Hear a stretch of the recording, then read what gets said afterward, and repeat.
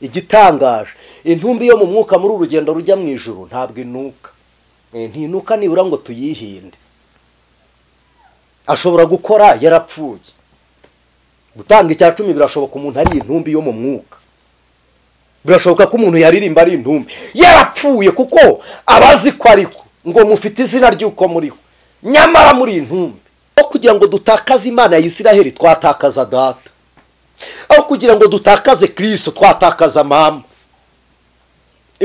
hari igihe rwose umuntu akizwe yakakira agakiza imiryango ikamuvonda byibuka nakira agakiza nge bampaga imisa akambwira uti urakijwe ejo uzabivamo ariko uko bwira bikagenda byiyongera kugeza n'uyu munsi ndumva nkigira inyota y'agakiza ka Kristo kandi Imana izakomeza kutwihishurira abera b'Imana icyo nari mbivugiye hari umuntu ukugisha inama nk'uri kuguha umwanzuro w'ibyo ashaka gukora nitubagira inama mujye muzemera ko ziturutse ku Uwiteka duhamagawe n'Imana gukora mu izina ryayo kuri mwebwe kugira ngo tubakangurire cyangwa dukangure ubuzima bwanyu bube buri maso muri Kristo Yesu biragatsindwa gushakira inama mu urungano ruba rutekereza nk'uko utekereza ruba rwarabonye ibingana n'ibyo wabonye nta experience baba bafite urasabwa uwisumbuye kuri wowe urungano birashoboka ko ari umuntu mutekereza kimwe nawe n'urungano rwo mu bitekerezo byawe no mu maraso habamwe urungano no mu bushobozi habamwe urungano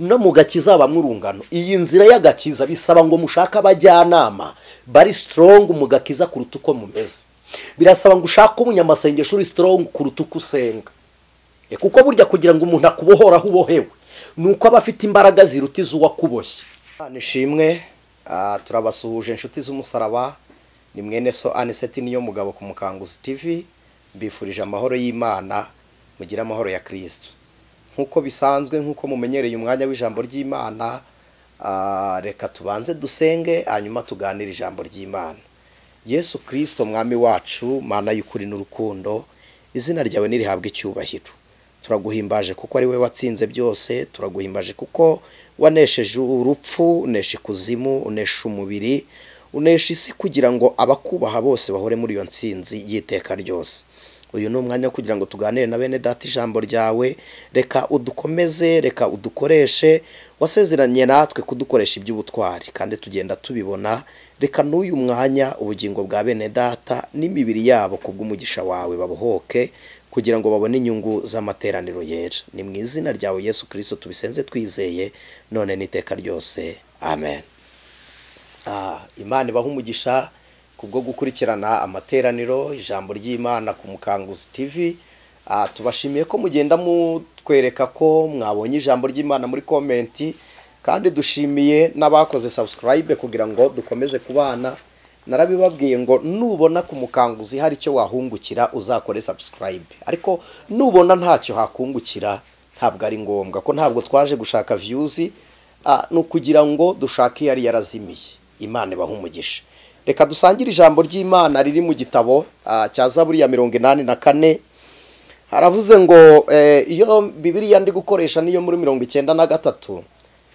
umutwe w'ijambo niwo murongo wa mbere muri Bibiliya zibanzirizizi hanyuma umurongo wa kabiri ni utangira muri Bibiliya zindi reka dusome haravuze ngo Uwiteka Nyiringabo erega amahema yawe n'ay'igikundiro umutima wanjye urifuza ibikari byawe ndetse bigutera kugwisari umutima wanjye n'umubiri wanjye bivugiriza Imana ihoraho impundu igishwi kiboneye inzu intashya iboneye icyari aho ishyira ibyana byayo ni ku bicaniro byawe Nyiringabo Uwiteka Nyiringabo mwami wanjye Mana yanjye hahirwa ababa mu nzu yawe babasha kugushima ubudasiba hahirwa umuntu ugufitemo imbaraga hahirwa abafite mu mitima inzira z'igisiyoni iyo banyuze mu gikombe cyitwa baka bagihindura ahantu h'amasoko imvura y'umuhindo icyambika imigisha bagenda bagwiza imbaraga umuntu wese wo muri bo aboneka mu maso y'Imana Siyoni Uwiteka Mana Nyiringabo umva gusenga kwanjye Mana ya Yakobo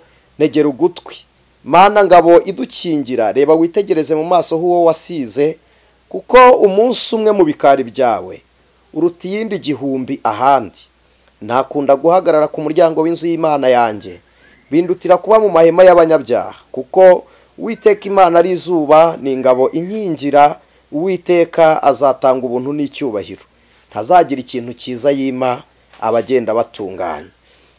Hanyuma umurongo wa 13 aravuze ngo Uwiteka Nyiringabo, hahirwa umuntu kwiringira. Mwakire neza iri jambo ry'Imana. Reka tuganire kuri iri jambo ry'Imana, ariko turiho insanganyamatsiko ivuga ngo hahirwa ugufitemo imbaraga mana. Bibiliya ivuze iri jambo iravuga ngo hahirwa bafite mu mitima inzira z'igisiyoni. Ubusanzwe iyo tuvuga Siyoni birasobanura ngo naho intebe y'Uwiteka iri cyangwa ikicaro cy'Imana aho kiba. Uyu munsi ikicaro cy'Imana kiri mu bantu bizera Kristo Yesu nk'umwami n'umukiza w'ubugingo bwabo, kuko abo nibo bari mu bwami, abo ni nabo ubwami burimo. Imana ishimwe, kuko Yesu yarabivuze aravuga ngo nimuba muri nge amagambo yanjye akaba muri mwe, musabe icyo mushaka cyose mu izina ryanjye Data azagikorera kugira ngo izina rye rihabwe icyubahiro. Rero iyo tuvuga ngo inzira, hahirwa bafite mu mitima inzira z'igisiyoni. Umutima mu buryo bwa biology ni inyama, ni urugingo ruba mu muntu, ni umutima nyine ni akantu gatoya gashinzwe serivisi y'amaraso mu mitsi. Hanyuma ni nako nta mwanya urimo hagati y'umutima, harimo akantu gatoya kagenda gahuriramo gatoya gusa, umutima ugenda utera ukurura umwuka ufunga, ukurura umwuka ufunga. Ntabwo harimo ahantu, nta espace irimo yakwiramo imitekerereze yacu yose. Iyo tuvuga umutima comme biblique tuba tuvuga intekerezo, imigambi. Dawidi yarabivuze aravuga ngo mwabindimo byose mwe nimuhimbaza Uwiteka.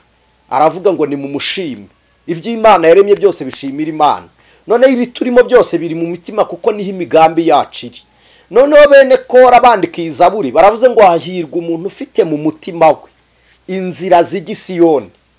Yesaya hanura yandika ku nzira yivuze mu gice cya 35 aravuga ngo icyo gihe hazaba inzira nyabagendwa.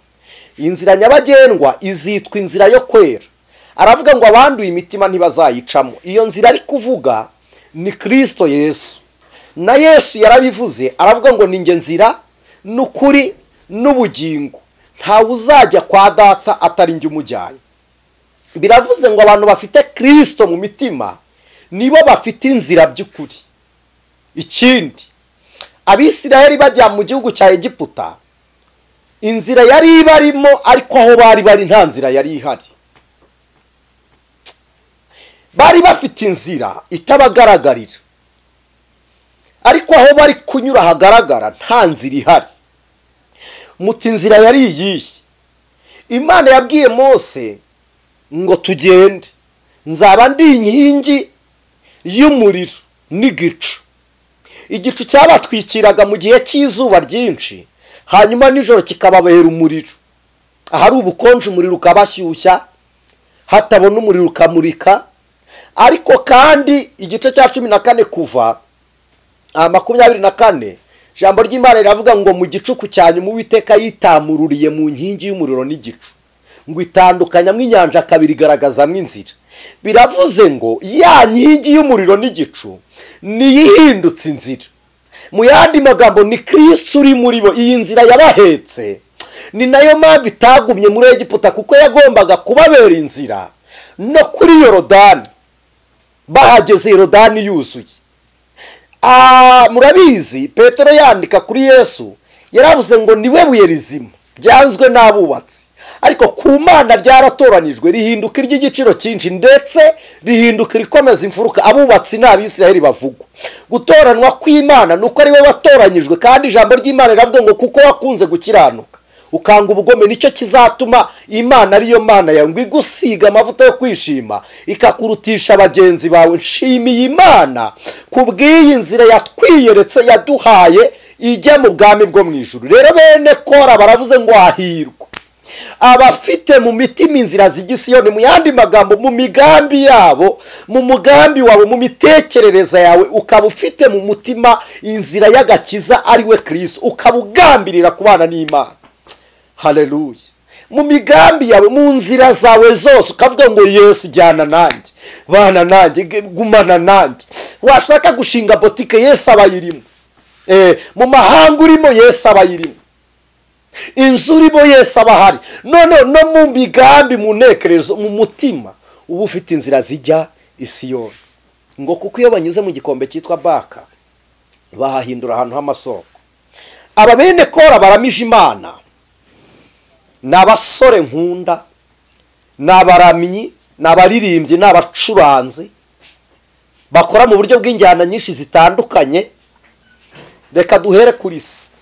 Muribuka Kora yagiraga abagabo babiri babanaga bari abafasha myumvira ariko mibi ya Kora witwaga Datani Kora na Biramu. Bari abagabo babaye muri Egiputa, Imana ibakorera mu maso ibitangaza 10. Imana ibakorera mu maso ibitangaza mutajya mubasha gutekereza. Ibitangaza byabereye muri Egiputa kugeza ubwo bavuyeyo barataha, bageze mu butayu batangira kugomera Imana ya Isiraheli. Bagera ubwo barahindura, babwira Mose ngo si ngombwa ngo uzongera kutubwira ngo Imana yavuze, ahubwo se mu by'Imana ivuga wayibwiye natwe igahura natwe. Hari abantu mu mitima batagira inzira z'Isiyoni, kuko umuntu ufite Kristo ni buca bugufi. Mubwire bwira iyo Mana natwe zitwiyereka, kugira ngo ujye umutubwira ngo yavuze natwe nivugane natwe tuyimone. Imana ni igitangaza. Nshuti z'umusaraba, mujye mwemera ubushake bw'Imana, mwemere ko Imana yarobanuye muzajya mubonana nayo. Ariko ndagira ngo mbabwire ngo si buri wese upfa kubonana nayo. Imana ishimwe. Ntabwo ntinda muri aya mateka uburyo babwiye Imana ngo subirayo, imirabyo ikubise, inkuba zikubise, babwira Imana uti Mose turakwinginze, bwira Imana yawe isubiriyeyo ijye ivugana nawe wenyine tuzakumva. Bageze igihe bajya muribuka ko bigumuye ku Mana ya Isiraheli, si matinda. Kora, Datani na Biramu bigumuye ku Mana ya Isiraheli. Mose arangije amera nk'ukoresheje ubufindo, aravuga ngo umuntu muri mwebwe ukurikiye Imana yanjye aze ku ruhande rwanjye, ukurikiye Imana z'abanyamahanga ajye ku ruhande rwa bakora Datani na Biramu, kuko bacagamo ibice abantu b'Imana. Umuntu udafite inzira zijya Isiyoni muri we aho Imana yicara uyu munsi ni mu ijuru ryayo ryera. Ntabwo twebwe turabizera bizera igihugu cya Isiraheli nk'igihugu cy'isezerano ry'abakiranutsi, ahubwo igihugu cy'isezerano ry'abakiranutsi ni ijuru rishya n'isi nshya. Uyu munsi Isiraheli ni igihugu cy'ubutaka mu isi kigaragara no ku ikarita y'isi, ariko ndagira ngo mbabwire igihugu tujyamo ntikiri ku ikarita y'isi. Igihugu tujyamo kiri mu migambi y'Imana, kuko Imana izaturemera ubwiza. Muri yo ifite ubwiza izambika abantu bafite imitima, bafite imbaraga, bafite inzira z'Isiyoni mu mitima yabo. Imana ishimwe. Kora, Datani na Biramu ubutaka bwarabamize, ariko habaye intambara nashatse kuvuga hagati ya bene Kora. Baratekereje baravuga ngo bati tujye ku ruhande rwa Mose, ntabwo ari we data.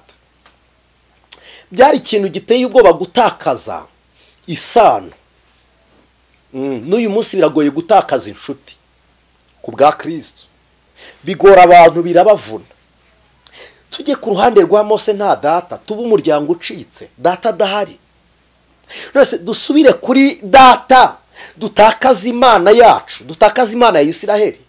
Nose data ko ashaka gusubira muri Egiputa, Imana ya Mose akaba ariyo yadutambukije, aho twanyuze ariyo yahatunyujije. Nidusubira inyuma tuzahanyura gute tutari kumwe n'Imana yahatunyujije tuvayo?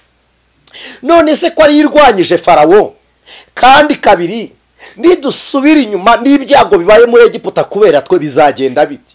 Baravuga ngo kugira ngo dutakaze Imana ya Isiraheli twatakaza data, aho kugira ngo dutakaze Kristo twatakaza mama.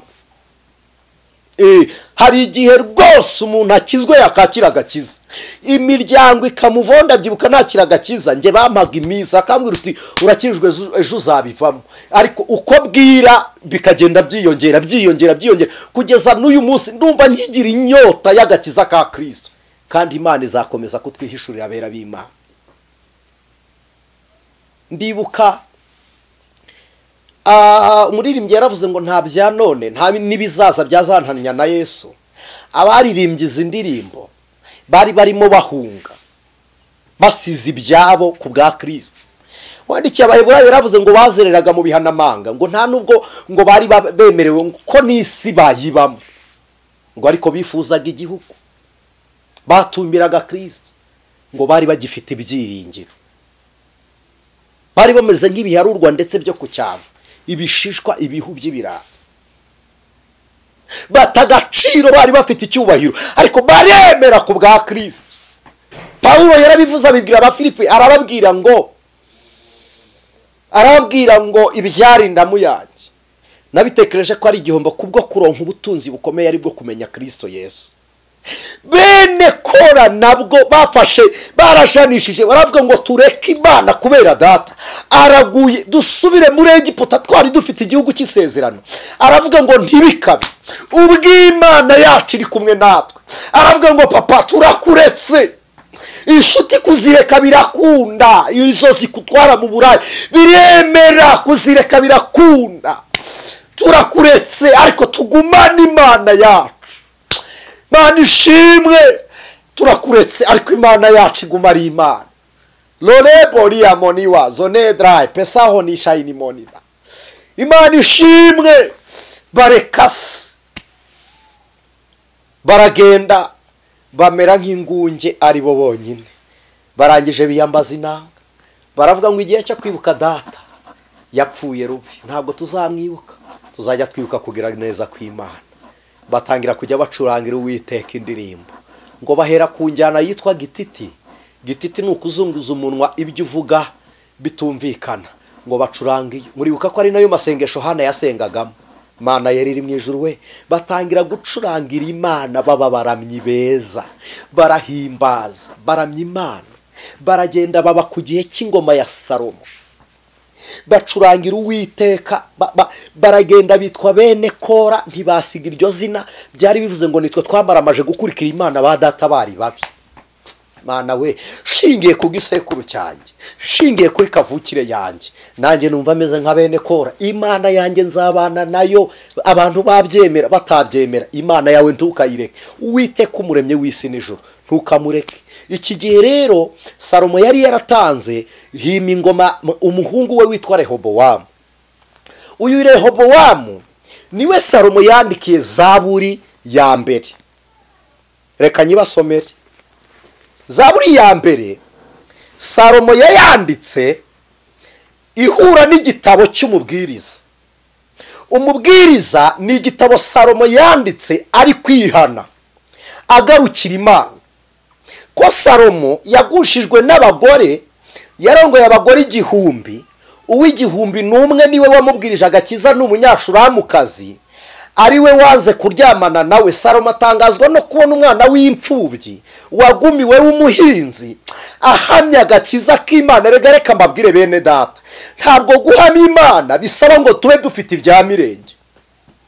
Si ngombwa ngo tube kugira imodokari n'umugisha. Nukuri nkunda imodokari ni byiza, ariko guhamya Imana ntabwo ari ngombwa ngo tube dufite ibyo bikoresho tutanabifite, kuko gukena si icyaha, kutabigira si icyaha. No kubigira si ugukiranuka, no kubigira si icyaha, ni inema, ni ubuntu Imana ikugirira ikakugabira ibyo. Salomo areba umwana w'umukene, agakobwa twakita umutindi, udafite shinge na rugero, umuhinzi uvuye mu butayu, ararenga ubutayu ajya guhinga, izuba ryatumye yirabura. Areba umukobwa uhamije wanze kuryamana nawe, yaramubwiye ngo kugira ngo mbe umugore wawe senga ibigirwamana by'abagore bawe, nagumirwa nkaguma ndi imfubyi ariko nkagumana Imana ya Isiraheli. Bera b'Imana, mbifurije kugumana Imana kubw'izira z'igisiyoni. Rega turabagenzi wanditse Yesaya yaravuze ngo iyo nzira abagenzi naho baba arabaswa. Shimiye Imana iduhamagara idashingiye kuri niveau d'étude. Shimiye Imana iduhamagara idashingiye ku bumenyi bw'isi dufite. Reka mbabwire ubumenyi bw'isi ANICET niyo mugabo nshobora kwiha amanota nkavuga nti ndakuzi wasiwe. Mu myaka yanjye mike hari n'uburyo nariyeho ku isi burya. Hari uburyo nayiriyeho ariko burya irasharira, isi irakugaburira ikongera ikanakurutsa. Ni kwisimera. Agakobwa karavuga ngo Salomo umukunzi wanjye areshya n'ibiti by'imyerezi ya Lebanon. Aravuga ngo maguru yameze nk'inkingi za marimari ziteretswe ku gatebe k'izahabu, amaboko yameze nk'inyegamo z'amahema y'Ikedari. Ariko Mana ndabarahiye. Aravuga ngo ndabarahiye mwese, arabaruta. Yesu arabaruta. Yesu araruta umugabo wawe nubwo mubanye neza. araruta umugore wawe nubwo mubanye neza, araruta umwana ubyara nubwo ari we mfura, aramuruta nubwo umubonye wari waratinze kumubona. Yesu araruta ako kazi nubwo ugakora ariko kagutunze, Yesu arabaruta. Munyashuri aravuga ngo si nta kazi Imana y'Isiraheli, aravuga ngo umukunzi wanjye aranzi nanjye ndamuzi, kubimenya nibwo buzima. Salomo rero acurwa n'uyu mugore, arahindukira aravuga ngo ndihannye, menya Imana. Arongera aricuza, mu kwicuza yandikira Rehobowamu amubwira iby'inama Salomo yabayemo ko arizo zamushutse. Yandikira umuhungu wa Muhana ngo nawe ntuzabikore. Muri Zaburi ya mbere haravuga ngo hahirwa umuntu udakurikiza imigambi y'ababi. Iryo jambo murizirikane. Ntahagarare mu nzira y'abanyabyaha, ntiyicarane n'abakobanyi, ahubwo amategeko y'Uwiteka niyo yibwira, niyo yishimira, kandi amategeko yayo niyo yibwira ku manywa na nijoro. Uwazahwana n'igiti cyatewe hafi y'umugezi. Uwo ni Rehobowamu uri kubwirwa ngo cyera imbuto zacyo igihe cyacyo, ibibabi byacyo ntibyuma, icyo azakora cyose kizamubera cyiza. Niho Rehobowamu ubwiwe. Yewe yanandikiwe mu gitabo cy'umubwiriza, aramubwira ngo ku murongo mu gice cyaho umubwiriza, iki gitabo ndagikunda cyane, aramubwira ngo byose byarumviswe. Mu gice cya 12 umurongo wa 13 yaramubwiye ngo iyi niyo ndunduro y'amagambo, byose byarumviswe, ngo wubahe Imana kandi ukomeze amategeko yayo, kuko ibyo ari byo bikwiriye umuntu wese. Uyu Rehobowamu avuka ku mugore witwa Nami, wari uwo muri Aramu. Nawe yari umunyamahanga, ariko kubw'isezerano Imana yagiranye na Dawidi ikomereza intebe y'ubwami kwa Salomo, ku muhungu wa Salomo, kuko yaje kubyara Manase je pense. Hanyuma sinshaka gutinda muri iki gisekuru, ndashaka kubumvisa amagambo Rehobowamu yumvise mbere yuko ayobora. Salomo aramubwira ngo ujye wibuka umuremyi wawe mu minsi y'ubusore bwawe, iminsi mibi itaraza, iminsi mibi igiza nshuti z'umusaraba, iminsi mibi igiza. Aravuga ngo ujye wibuka umuremyi wawe iminsi mibi itaraza. Bavandimwe reka mbabwire, hari igihe umuntu abyukana inote ejo bukira atazifite. Salomo yarabyanditse mu magambo yavuze n'umuhanga, yaririmbye indirimbo 1005, yandika imigani 3,000. Uyu mugabo yarantangaje, azana abagore 1,000, uwa 1,001 ntibabanye. Ariko yaravuze ngo ubutunzi bwitera amababa bukaguruka. Ngo kandi miya ni umuzi w'ikibi. Bavandi, niyo mpamvu kwezwa ku mutungo bituruka ku buryo umuntu awukoreshereza Imana ishimwe. Rehobowamu aracurwa, ahabwa amagambo amutegura, arumva, abwirizwa na se. Aravuga ngo ujye wita ku mategeko y'Imana. Ku mategeko y'Imana harimo no kumva abasaza bari bayoboye Salomo. Ko Salomo nubwo yari umwami yagiraga abajyanama, nubwo yazanye abagore benshi yaje kubareka. Rehobowamu yimye ingoma, Salomo apfuye. Hanyuma Salomo mbere yuko apfa yagiraga umugaragu witwaga Yerobowamu. Hari Yerobowamu na Rehobowamu. Yerobowamu abonye uburetwa Salomo bakoresha, arahunga, aragenda yigira muri Egiputa. Umuntu wimaga wakundanaga na Egiputa yabaga divorishije na Isiraheli. Salomo aravuga ngo kugira ngo naho nkubone utazafatikanya na Egiputa mukantera, reka ndongore umukobwa w'umunyegiputakazi, none umwami wa Egiputa azaba abaye data bukwe, ntazaba akinteye ku bwa Yerobowamu wahungiyeyo. Salomo azana umugore w'umunyegiputakazi. Abaza amateka n'abari muri Isiraheli abadukurikira umukanguzi, Imana ibahe umugisha, mukunda kudukurikira mukanatubwira aho muri. Ariko ndanabasabye muri comment mwe mutwandikira mujye mutubwira n'igihugu murimo, tumenya aho muri, kuko dushaka kubaka uburyo bwo gusenga ku buryo buri gihugu urimo uzaba umuvugizi wacu imbere y'Imana mu buryo bw'amasengesho. Tugakora umunsi wo gusenga, tukabohoza ikirere, Imana ikaduhutware, tugategeka aho hantu. Imana ishimwe. Nishatse kubabwira ngo abaza amateka ahantu bita ku gasozi k'Imagido. Magido niho mu byayishoreye hano hajya havuga azabera intambara bita Erimagidoni. Magido kari agasozi kari karabohojwe n'umwami wa Egiputa arwanya Abisiraheli. Hanyuma Salomo amaze kurongora umukobwa w'umunyegiputakazi, uyu mugabo umwami ahamuha nk'indongoranyo. Ubu hahagaze ureba hakurya hari ahantu hari utugezi twiza, hari amazi meza. Imagido hari akagezi keza, nahavomye utuzi ndadukaraba numva nguwe neza. Imana ishimwe. Rero Salomo ahugura uyu muhungu mu gihe Yerobowamu ari muri Egiputa, yumva ko Salomo yapfuye, aragaruka aza ku ngoma y'umwami Rehobowamu umuhungu wa Salomo. Akihagera aramubwira ngo ndapfukamye nciye bugufi kubw'amakosa yose nakoreye papa wawe, ndapfukamye mbabarira kubw'imbabazi z'Imana. Uburetwa mwadukoreshaga nyabuneka turakwinginze wowe kabyarawe tuzabukora, ariko mutubabarira igicumuro twacumuye kuri papa wanyu Salomo. Rehobowamu aragenda agisha inama abasaza, baramubwira ngo nibyo Yerobowamu afite abanyembaraga, afite abanyamaboko, twari tumukeneye kuko nataha nta banzi tuzaba dufite inyuma y'igihugu. None ubwo yaje, fata ibyo kurya baryaga bakoze uburetwa ubibagaburire mbere yo kubukora, bazabukoreshwa n'imbaraga ziturutse mu buryo tubafashe, bitume babikorana umutima ukunze, ntibyitwa uburetwa. Umve inama z'abasaza. Bavandi, niba ari ikintu cyiza mu isi gikenewe ni ukugira umujyanama mwiza. Niba ari ikintu kibi gitera umuntu kwicuza igihe kirekire ni ukugira umujyanama mubi. Imana igutoranyiriza umujyanama. Rehobowamu yumviza inama ntiyazakira, aragenda areba abasore bagenzi be, arababwira ngo abasaza ba data bambwiye ngo twakire ba Rehobowamu. Abasore baramubwira ngo reka da. Abasore burungano baramubwira uti hoya, burya biragatsindwa gushakira inama mu rungano. Urungano ruba rutekereza nk'uko utekereza, ruba rwarabonye ibingana n'ibyo wabonye, nta experience baba bafite. Urasabwa uwisumbuye kuri wowe. Urungano birashoboka ko ari umuntu mutekereza kimwe, nawe ni urungano rwo mu bitekerezo byawe. No mu maraso habamwe urungano, no mu bushobozi habamwe urungano, no mu gakiza habamwe urungano. Iyi nzira y'agakiza bisaba ngo mushaka abajyanama bari strong mu gakiza kuruta uko mumeze. Birasaba ngo ushaka umunyamasengesho uri strong kuruta uko usenga. Kuko burya kugira ngo umuntu akubohora ubohewe nuko aba afite imbaraga ziruta iz'uwakuboshye. Imana ibaha umugisha.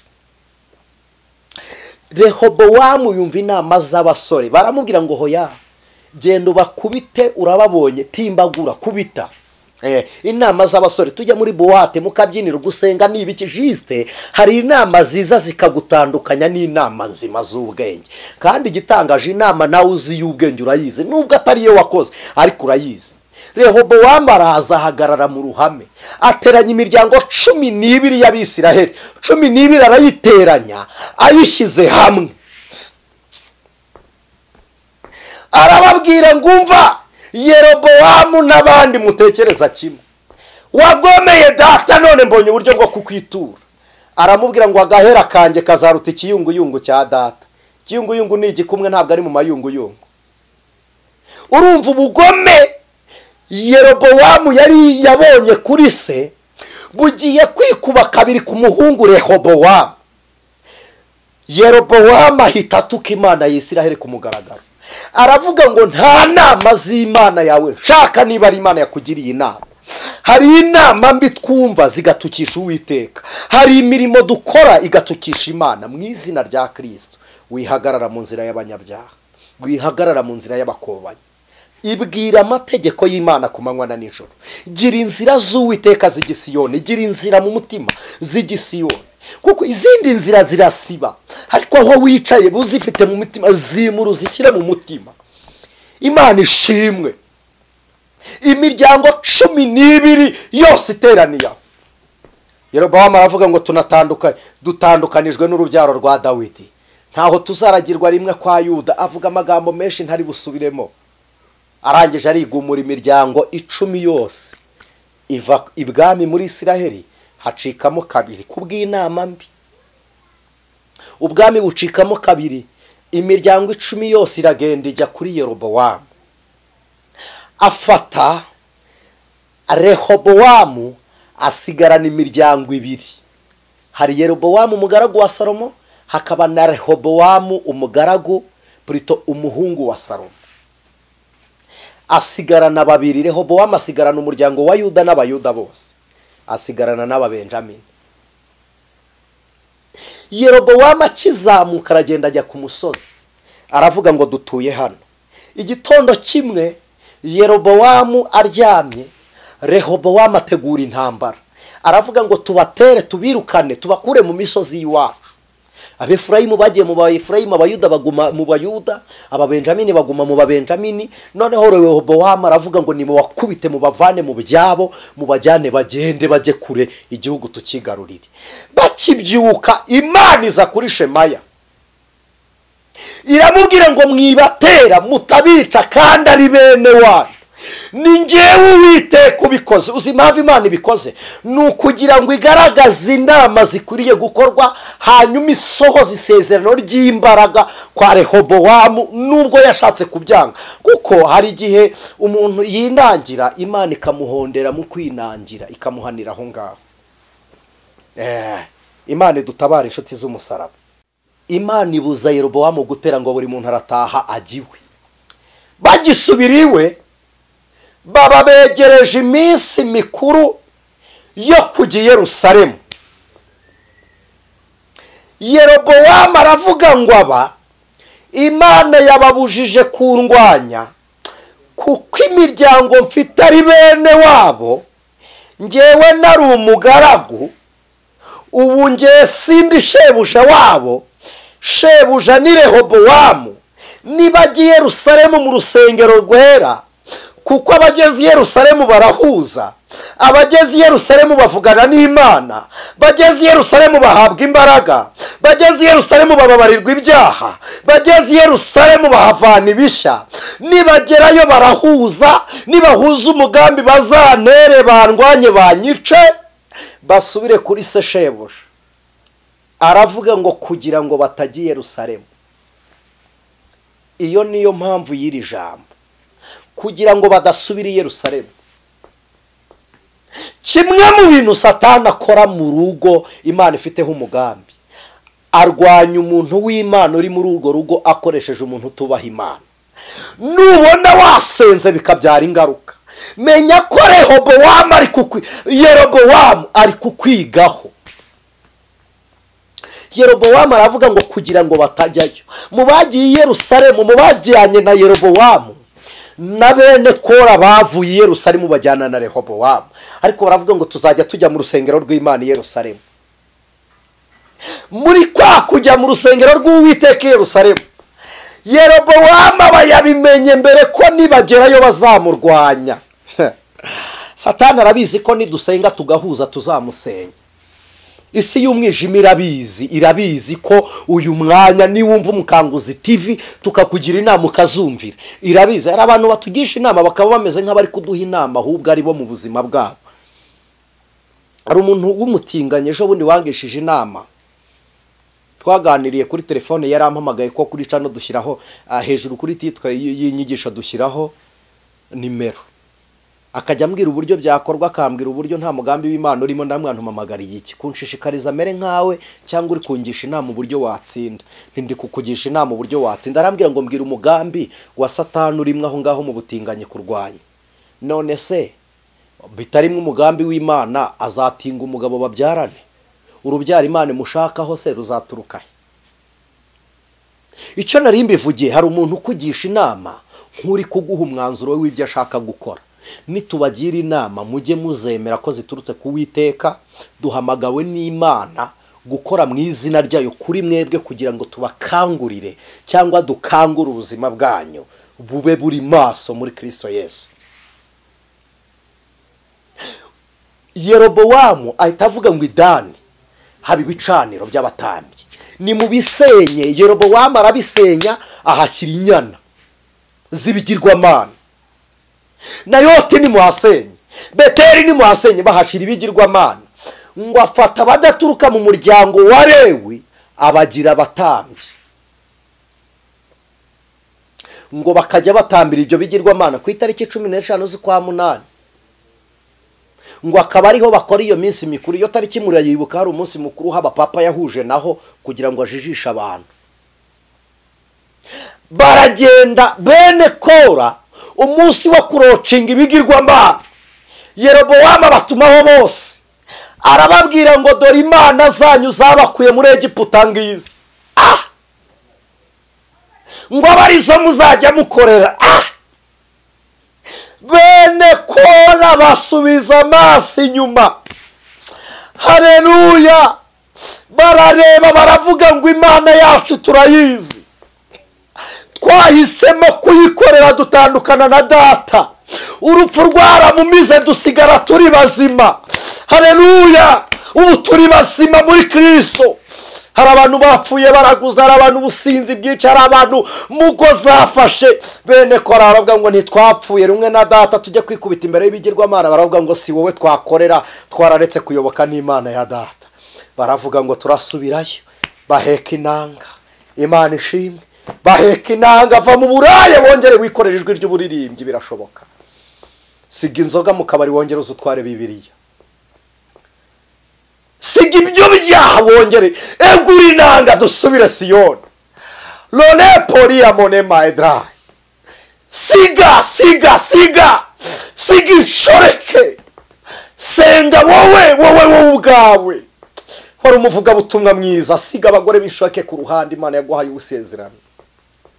Siga abo bakeba basige, siga ayo magambo icyo gikundi gisige. Bene Kora baravuga ngo nituguma hano, bikorera inanga bazitera urutugu, baravuga ngo yewe Yerobowamu turagusize, dusubiye kureba imana y'iwacu Yerusalemu. Nibutse uburyo Daniyeli yasengaga, yaravuze ngo nubwo ndi muri Babuloni imana yanjye iri muri njyewe, ubwo iri muri twebwe igicaniro cyayo kikaba kitari hano, reka tucyubake mu mitima yacu. Ayiwe mana we, reka tucyubake muri twebwe. Ngamutuvubira imvura umugisha wawe, haoze hagurujojo dumuvumbi wawe. Imana yongera isa n'igicaniro cyo muri twe. Peli wa Hosainima Edrai Shantori wa Kota Inimoria. Oh mana sana uyu mukobwa, sana uyu musore, sana uyu mumama, sana uyu mugabo, y'igicaniro cyawe cyongera gisarwe mu izina rya Yesu Kristo. Bene Kora bikorera inanga basubira i Yerusalemu. Aturugira imana ngo mbabarira ibyo nagucumuyeho, uyibwire ngo njyana mu cyanya cyawe. Imana ishimwe. Igitangaje ngo bakigera i Yerusalemu bataragera kujya ku rusengero, basanga Yerobowamu muri Yerusalemu nta gitekerezo afite cyo kujya kuramya imana no kwihimbaza mu rusengero rwera. Yerobowamu umuririmbyi muri korari abamo, hakaba na Rehobowamu umuririmbyi, aba muri diakone na pastorali, aba muri evangelisation na profete. Ariyo udafite umutima wo kuramya imana no kuyihimbaza, ahubwo ufite umutima wo gukora ibyo yereka abantu gusa. Bene Kora batangazwa nuko Yerobowamu azi umunsi bari kuzagira i Yerusalemu, ariko Rehobowamu akaba atawibuka. Abantu bibagiwe gusenga, bibagiwe igihe cyo gushimira imana, abantu bibagiwe agakiza k'Imana yabahamagaye. Yesu yarabivuze aravuga ngo mbese umwana w'umuntu nagaruka azasanga kwizera ko kiri mwisi. Bavandimwe, ni mukanguke dukorera Uwiteka, iminsi yo kuza kwe k'umwana w'intama w'Imana irasohoye. Imana ibaha umugisha ku bugingo bw'abera bukangutse. Bene Kora ngo umunsi wo kujya i Yerusalemu ugere, bagiye kuramya imana, bagiye kwishimira ko yabakuye muri Egiputa, bagiye kuyashimira ko yabahaye umwero w'imyaka, bagiye kwishimira ko yabahaye ibyo kurya, bagiye kwishimira ko yabatsindiye intambara, bayishimiye ko bagiye kuyiramenya kuko nicyo baremewe. Bakigera mu gikombe cyitwa Baka basanga Yerobowamu yabimenye kera, aravuga ngo nta muntu ukwiriye kujya i Yerusalemu warebana n'intumbi, reka abapfuye bo muri twe tujye tubarunda hariya. Hari intumbi zitwirunze imbere, inshuti z'umusaraba, tubarunde hariya, noneho nibabona intumbi be kugera i Yerusalemu babe bakiraniwe, bibe ngombwa ko basubira inyuma. Intumbi zisubiza abantu inyuma.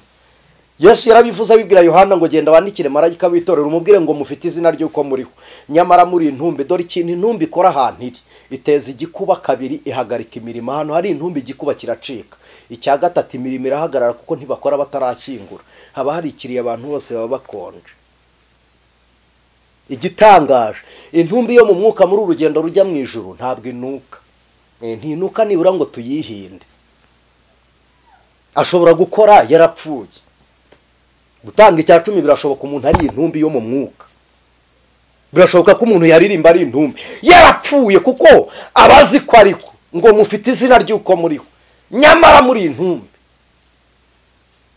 ariko urupfu rwa Yesu igihe apfa ubuzima bwo muri Kristo bwagoye mu bapfuye abapfuye barazuka Yesu arapfa ageze mu rupfu anesha urupfu arongera asubirana ubuzima aratuzura ajya abasha kuzura abapfuye Imana ishimwe kuba intumbi ni iki ni ugutandukana k'ubusabane bw'umuntu n'Imana urwo nirwo rupfu Adamu yapfuye ku buryo Imana yamushatse mu iteraniro ryayo iramubura iravuga ngo reka nje kureba icyo yabaye none Imana inyuze ku Mukanguzi TV kuza kureba icyo wabaye ngo ntukiririmba ngo abantu barakugushije ubundi se baguhagaritse ni bande bari baguhagarikije ku rufatiro ruzima uko nta muntu waguhagarika muri Kristo ni nako nta muntu wagukura muri Yesu wowe urwitwazo ufite ngo nabantu bakugushije ariko sibo ikigaragara nuko nta rufatiro ruzima wari wubatseho garuka wubake kuri Kristo bene kora babona intumbi icya kabiri basanze mu kibaya nabanyakibembe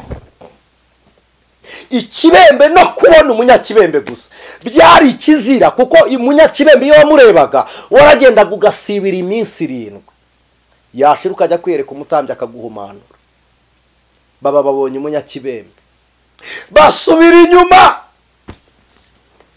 baravuga ngo intumbi zituri imbere nizitumye tugera i Siyoni intumbi zituri imbere nizitumye tujya i Siyoni Mana ntizemera ko tujya kukuramya ntizemera ko tujya kuguhimbaza ndabyibutse we ari gihura n'intumbi mu murimo ye baba data we nigeze najya ahantu nshonje mfite inzara yo mu magufa nayimara kwakira agakiza ni 2009 ngeze mu iteraniro umuhanuzi wari urimo arebye inzara mfite abona n'abadayimoni abwira iteraniro ryose ahantu nari nicaye mu ngundi ngo nimuhindukire mutunge ibiganza hariya ngo mwirukana abazimu bari muri uriya muntu birirwa birukana abazimu nta bazimu nari mfite dufite intumbi zirimo zimira umurimo w'Imana ziri gutuma abantu bataramya ngo bahimbaze barakwicaza uri umunyamuhamagaro bagahagurutsa umuntu presenting imirimo ifatika nibo bari kwinjira kandi mureke mbabwire uyu mwami ntakorerwa n'amaboko y'abantu nk'igize ikikene ikorerwa n'umuhamagaro uri mu bo yahamagaye kandi bakoresha ngo bagire uruhare mu by'ubwami kugira ngo izabambikira amakamba imirimo bayikoreye mureke mbabwire bene kora baravuga ngo ntabwo turi burambike inanga ku munsi wo ku Gisiyoni mureke mbabwire umva niba kwirukana hamwe pfuka amahanda usenge niba kubuza gusenga uvuga hindukira ujye usenga ucecetse umutima usenga injyana yabo yitwaga gititi kuko babuza ahantu basengera babura aho bavugira kwa Rehobowamu nta mana iri ko havugirwa kwa Yerobowamu ntayihari idani hari ibicaniro by'ibigirwa mana baravuga ngo natwe turavugira mu njyana yitwa gititi nimusoma umutwe w'amagambo haravuze ngo babwirishaga inanga mwijwi ryitwa gititi batangira kujya banyeganyeza umunwa niko nahana yasenze ishiro barawunyeganyeza bagera ku rwego umwuka wera w'Imana basura batari Siyoni nkunda Yesu amagambo yaravuze ngo igihe kirageze ndetse kirasohoye ubwo abasenga data by'ukuri bakuriye kumusengera mu mwuka wera no mu kuri Imana ishimwe ahuri nubwo utari kugera mu rusengero ariko sengera mu mwuka wera no mu kuri none numara kuzuzwa umwuka urusengero rufunguye jyayo naho guhindura Imana ishimwe bene kora babura inzira igisiyoni bageze baka bahabura inzira barakikira idani bahabura inzira Beteri bahabura inzira babura inzira z'igisiyoni barazikurura bazimura mu kibaya bazikura mu isi Siyoni bayikura muri Yerusalemu bayikura muri Siyoni barayizana bayishyira mu mutima wabo haleluya inzira zijya mu mitima iziri mu mitima ziragenda zigera ku Uwiteka hahirwa abafite imbaraga. Oh mana we, hahirwa bagufite mu imbaraga, hahirwa bafite mu mitima yabo inzira z'igisiyoni, izo batabonye mu gihugu cya Yerobowamu ntibazibone mu gihugu cya Rehobowamu, barazizanye bazubaka mu mitima yabo. Mana, mu mitima yacu wubakemo inzira zigera mu masezerano yacu uzishyira mu mitima, ngo bakirigiti nanga batari Yerusalemu batangira kubwira Imana ngo nakunda no guhagarara mu marembo y'inzu yabo. Witeka we, bindutira kuba mu mahema y'abandi ahandi, bindutira imyaka 1000 ndahandi umunsi umwe gusa. Barangije babwira Imana uti witereka tuguhe ubuhamya. Igishwe kiboneye icyari, igishwe bavugaga abatambyi baraho batari abatambyi nyabatambyi. Intashye yavugaga bamwe bari bakuriye kuba baramya ariko bakaba batari kuramya Imana bari imbere y'ibigirwamana, ngo igishwe kiboneye icyari ntashye banahishyira ibyana byayo, ngo ni ku bicaniro byawe Uwiteka mwami wanjye mana yanjye. Baravuga ngo ariko twebwe twakunda no guhagarara gusa. Kugera mu rusengero turabona tutakigezeyo, wabona abanuzuye watubabare tugahagararayo gusa. Kundi ijambo rivuga ngo uwifuza Imana wese imuhaza ibyiza, waretse tugahagararayo nibura tukumva ijwi ry'indirimbo zituruka Yerusalemu. Imana ikwegereza umurwa wera, Imana ibiguhagaritse mu marembo y'umurwa, kuko uyu munsi ntabwo twakinjiramo, kuko uyu munsi ijuru ryacu turirimo mu buryo bw'umwuka, ariko no mu buryo bw'umubiri Imana iri kwegereza. Wongere wumve ibihe byiza, wongere wumve guhembuka. Baravuga ngo twahagarara batereta Imana yacu ijya yumva. Muyigushe neza, yigushe neza umuntu wabuze wongere umubone, yigushe neza kubohorera umugabo wawe, yigushe neza Imana yongere kugarurira ibihe bya kera, yigushe neza yongere kuzanira umushahara, akazirega karaboneka n'inzivamo. Imana ishimwe. Batereta Imana barayibwira ngo nta kintu cyiza wakima abantu bagenda batunganya.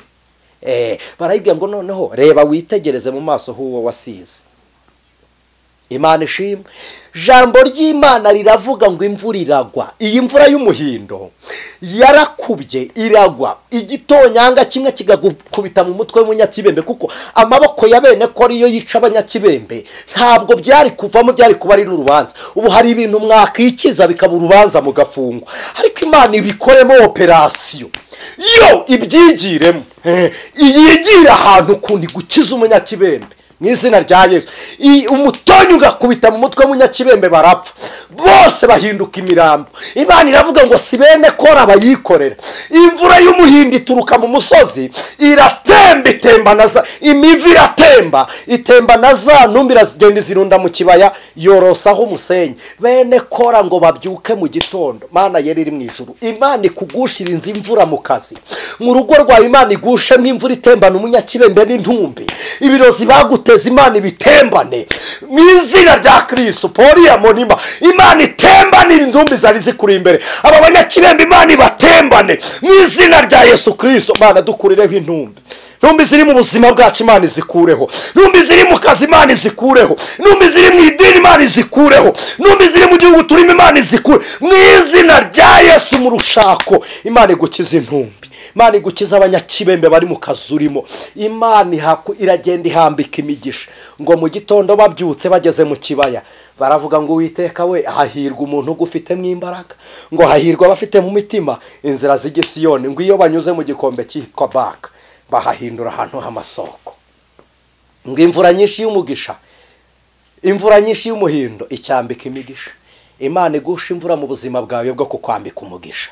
Imana igusha imvura mu kazi kawe ko kukwambika umugisha. Imana igusha imvura mu nda yawe yo kukwambika umugisha. Mu maraso yawe Imana ihagusha imvura yo kukwambika umugisha.